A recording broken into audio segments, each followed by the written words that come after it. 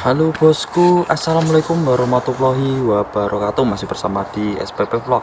Nah, pada kesempatan kali ini saya akan membahas untuk menjawab pertanyaan dari teman-teman di kolom komentar, yaitu tentang jam kerja di fishing ya, maupun libur di sektor fishing. Nah, bagaimana sih jam kerjanya, dan apakah setiap 1 minggu sekali ada libur? Oke, sebelum melanjutkan videonya, dan saya ucapkan banyak terima kasih buat teman-teman yang sudah mensupport channel ini dengan menekan tombol subscribe ya. Semoga teman-teman selalu diberi kemudahan dan dilancarkan rezekinya, amin amin ya robbal alamin. Oke teman-teman, langsung saja ke pembahasan video ya.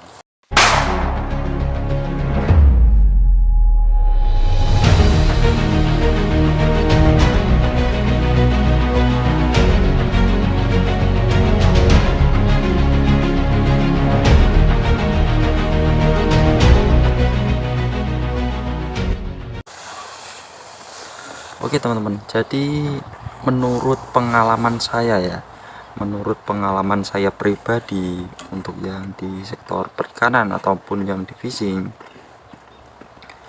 untuk jam kerja di sektor fishing kan ada, sebelum kita oh, apa sampai di sini kita kan mendapatkan SLC. Jadi untuk jam kerja di SLC maupun langsung ke lapangan secara kenyataannya, yaitu sangat sangat berbeda teman-teman. Jadi pengalaman saya seperti ini. Saya di SLC untuk jam kerja perharinya itu 8 jam kerja ya. Berangkat yang di SLC, yang sesuai di SLC ya teman-teman. Berangkat jam 8 yang pada umumnya ya, jam 8, pulang jam 5 sore yang di SLC ya teman-teman. Dan juga untuk hari libur di SLC waktu itu, saya selama 1 minggu itu libur 1 kali teman-teman.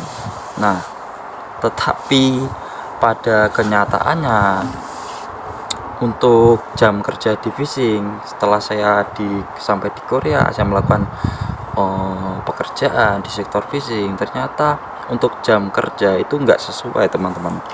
Jadi berangkat waktu itu ya, berangkat jam 7, kadang jam 6, pulangnya pun kadang molor teman-teman, kadang jam 5 sore, kadang jam 8 malam, bahkan pernah saya itu berangkat jam 6 pagi, pulangnya itu sampai larut malam jam setengah 12 malam teman-teman. Jadi bayangkan sendiri ya, untuk jam kerja fishing ini memang benar-benar tidak menentu. Dan di SLC itu ada keterangannya teman-teman, untuk di sektor perikanan, di sektor perkebunan itu memang jamnya tidak menjadi patokan ya. Jadi jamnya bisa berubah. Jadi di sini saya tidak menakut-nakuti untuk teman-teman, tapi hanya saya men-sharing informasi sesuai pengalaman saya di Korea ya teman-teman. Jadi sebetulnya di sektor fishing maupun di manufaktur itu ada plus minusnya teman-teman. Dan untuk di fishing ya, yang teman-teman juga menanyakan untuk hari libur, apakah memang benar di fishing itu setiap minggu ada liburnya? Nah, saya akan jawab ya.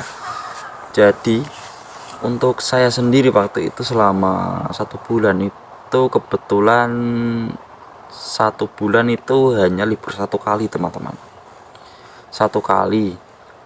Dan waktu itu libur 1 hari itu setelah pergi ngelaut selama 5 hari. Jadi 5 hari di laut, nggak pernah mendarat ya kan. Setelah 5 hari di laut, hari esoknya itu ada libur. Nah, dan juga enaknya kalau di sektor perikanan ya, di sektor fishing itu, kalau ada cuaca buruk seperti hujan deras maupun musim dingin, musim salju, itu kebanyakan itu libur teman-teman, libur. Bahkan teman saya itu pernah bercerita ya, di musim dingin itu waktu itu musim salju, mungkin nggak 1 hari 2 hari, bahkan berbulan-bulan ya, berbulan-bulan itu nggak kerja. Dan apakah itu digaji? Itu tetap digaji teman-teman. Jadi jam kerja di fishing itu jam menyebutnya jam mati ya, jadi jamnya nggak menentu tapi gaji tetap basic teman-teman. Jadi berapa sih gaji basic di fishing? Sebetulnya kalau gaji di fishing di basic itu dikurai itu merata teman-teman. Kalau sekarang kalau nggak salah itu 2.100.000 ya, 2.100.000. Kalau dirupiahkan itu dikuruskan itu sekitar 24 juta rupiah ya. Itu bersih teman-teman. Enaknya seperti itu, bersih, makan udah ditanggung sama bosnya, makan udah pokoknya makan, tempat tinggal itu benar-benar free ya, free, gratis. Jadi gaji bersih. Nah, enaknya seperti itu teman-teman. Walaupun libur panjang, libur berhari-hari, berbulan-bulan, tetap kita mendapatkan gajian basic ya.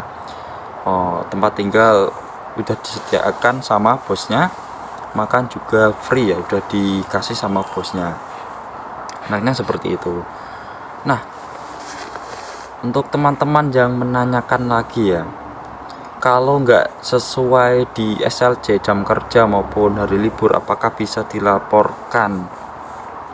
Sebetulnya kalau masalah kita pindah dengan alasan jam kerja yang tidak sesuai SLC, terus libur yang tidak menentu yang tidak sesuai dengan SLC yang kita dapat, itu menurut info ya teman-teman, yang saya tanyakan ke teman-teman dan yang saya pernah alami, itu nggak bisa kita laporkan ya, nggak bisa kita buat alasan untuk pindah.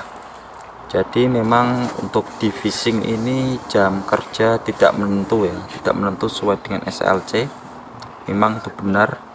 Hari libur juga tidak menentu. Bahkan teman saya ya, senior saya waktu itu pernah bercerita, saya tanyakan, itu kerja selama 3 bulan itu nggak pernah libur sama sekali teman-teman. 3 bulan nggak pernah libur saya sama sekali ya. Itu bisa membayangkan sendiri seperti apa rasanya ya kan.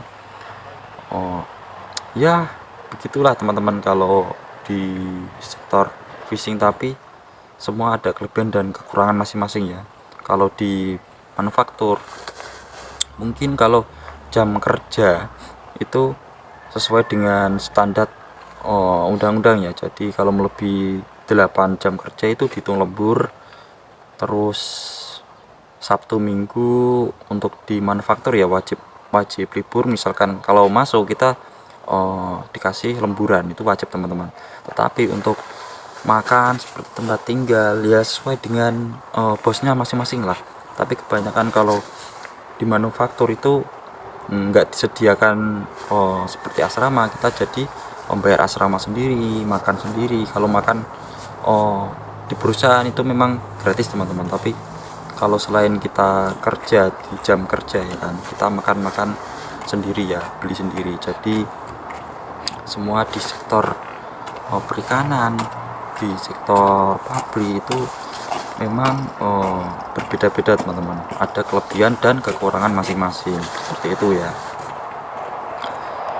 Lalu apalagi ya teman-teman, untuk gaji di fishing juga enaknya teman-teman, saya perlihatkan yang enaknya ya. Kalau yang di fishing itu memang gajinya itu gaji basic, tapi lama kelamaan kalau kita bekerja di fishing di sajang yang sama, semakin lama semakin kita bekerja dengan sajang itu kebanyakan ya teman-teman, kebanyakan itu dapat kenaikan gaji seperti bonus, misalkan dapat tangkapan ikan yang banyak, terus kita bekerja dengan sajang yang sampai bertahun-tahun, yang ya seperti teman saya yang kemarin bercerita itu sekarang udah 4 tahun dan gajinya itu udah melebihi basic teman-teman. Jadi gajinya itu 3.200.000 won ya, ceritanya seperti itu udah gaji bersih teman-teman. Jadi bayangkan sendiri ya, 3.200.000 di Vising itu udah bersih, makan udah dikasih, asrama tempat tinggal udah disediakan, 3.200.000 won. Bayangkan itu kalau dirupiahkan itu sekitar berapa ya, 35 jutaan ya, 35 jutaan itu selama 1 bulan itu gaji bersih. Nah enaknya seperti itu teman-teman. Jadi kalau di Vising itu ya memang untuk jam kerja itu tidak menentu, libur juga tidak menentu, tapi kalau masalah tempat tinggal, makan itu udah bersih ya, gajinya udah bersih. Ya di sini saya hanya bercerita dan sharing-sharing informasi saja kepada teman-teman yang masih di Indonesia yang dapat SLC di Vising maupun di manufaktur. Tetap semangat, tetap semangat. Jadi untuk teman-teman juga yang masih belajar, tetap semangat belajarnya, gapailah cita-cita kalian, dan semoga kita selalu diberi kesehatan dan dilancarkan dan bisa sesuai dengan tujuan kita ya, sampai di negara Korea ya. Amin amin ya rabbal alamin. Oke. Untuk teman-teman di sini tetap semangat pokoknya, dan mungkin teman-teman yang memiliki kritik, saran maupun pertanyaan silahkan isi saja di kolom komentar di bawah ya teman-teman.